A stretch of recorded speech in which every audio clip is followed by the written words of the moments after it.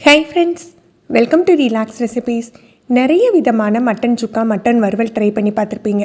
ஒரு தடவை இந்த மணப்பட்டி எண்ணெய் சுக்கா ட்ரை பண்ணி பாருங்களேன். டேஸ்ட் ரொம்ப சூப்பராக இருக்குங்க. இதை எப்படி செய்கிறதுன்னு இந்த வீடியோவில் நம்ம பார்க்கலாம். நான் 1/2 கிலோ அளவுக்கு போன்லெஸ் மட்டன் எடுத்திருக்கேன். சின்ன சின்ன பீஸாக கட் பண்ணி வாங்கிக்கோங்க.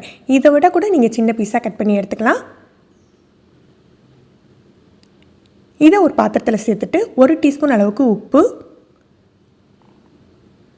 ஒரு 1/2 டீஸ்பூன் மஞ்சள் பொடி சேர்த்துக்கலாம். ஒரு 1/2 டீஸ்பூன் அளவுக்கு மிளகாய்த்தூள் சேர்த்துக்கிறேன். காரத்துக்கு தகுந்தாப்பில் மிளகாய்த்தூள் சேர்த்துக்கோங்க. ஒரு 2 காஞ்ச மிளகாய் கிள்ளி சேர்த்துக்கணும். இதை சேர்த்தா தனி வாசமாக இருக்கும்.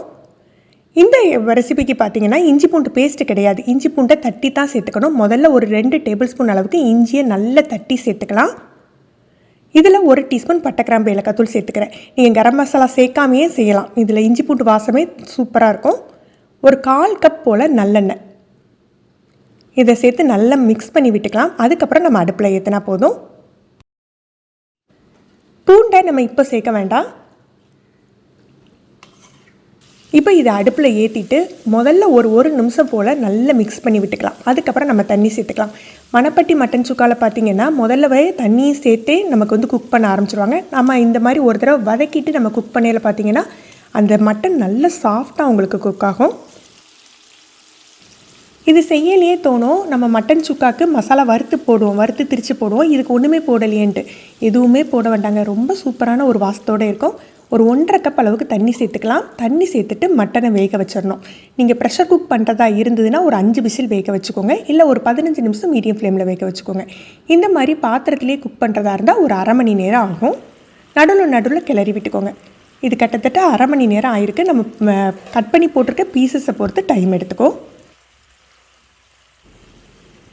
கறி நல்லா வெந்துட்டு தண்ணியும் பாருங்கள் நல்ல இஞ்சி வந்துட்டு.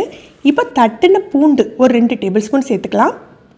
இது ஒரு நல்ல ஃப்ளேவர் கொடுக்குங்க. இந்த சமயத்தில் தான் இதை சேர்த்துக்கணும். இதோட கொஞ்சம் கருவேப்பிலை இலையும் சேர்த்துக்கணும். இது எல்லாமே லோ ஃப்ளேமில் வச்சுட்டு நம்ம நல்லா மிக்ஸ் பண்ணி விட்டுக்கலாம். இந்த மட்டன் பார்த்திங்கன்னா கொஞ்சம் காரச்சாரமாக தான் இருக்கணும். நம்ம போட்டிருக்க காரமே இதுக்கு கரெக்டாக இருக்கும். உங்களுக்கு எக்ஸ்ட்ரா காரம் வேணும்னா கூட மிளகுத்தூள் தூவிக்கலாம். இந்த மணப்பட்டி மட்டன் சுக்காவில் இன்னொரு ஸ்பெஷல் ஐட்டம் பார்த்திங்கன்னா கடைசியாக கொஞ்சம் முந்திரி பருப்பு சேர்ப்பாங்க. உங்களுக்கு தேவையான அளவுக்கு முந்திரி பருப்பு சேர்த்துக்கோங்க. இந்த முந்திரி பருப்பை வறுத்தெல்லாம் கொட்டக்கூடாதுங்க. இந்த ஸ்டேஜில் ஆட் பண்ணிங்கன்னா அது எண்ணெயோடு சேர்த்து அந்த மட்டனோட ரோஸ்ட் ஆகிடும். முந்திரி பருப்பு சேர்த்து 2 மிக்ஸ் கொடுத்துட்டு நம்ம இறக்கிடலாம். நீங்கள் இந்த ரெசிபி ட்ரை பண்ணி பாருங்கள். இந்த வீடியோ பிடிச்சிருந்ததா யூஸ்ஃபுல்லாக இருந்ததுன்னா மறக்காமல் லைக் பண்ணி ஷேர் பண்ணுங்கள். தேங்க்யூ.